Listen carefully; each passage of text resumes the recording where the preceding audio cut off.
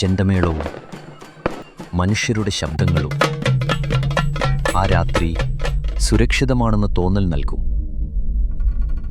പക്ഷേ അതുതന്നെയായ രാത്രിയിൽ ഗ്രാമത്തിൻ്റെ അറ്റത്തു നിൽക്കുന്ന ഒരു പഴയ മനയിൽ ജ്വരത്തിൽ കിടക്കുന്ന ഒരു കുട്ടിയുടെ മനസ്സിൽ പേടി പതുങ്ങിയിരുന്നു.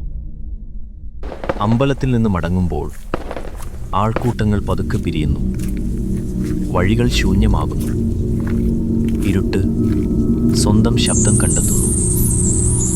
ചില പേടികൾ ആദ്യം തോന്നലുകളായി വരും, പിന്നെ നിഴലുകളായി, ഒടുവിൽ കണ്ണുകൾ കാണുന്ന പോലെ തോന്നുന്ന സത്യമായി.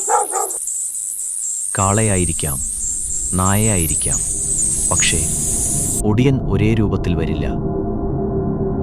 വീട്ടിൻ്റെ വെളിച്ചം കണ്ടപ്പോൾ പേടി മാറിയെന്ന് തോന്നും.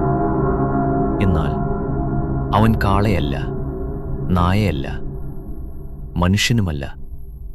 അവൻ ഒടിയൻ.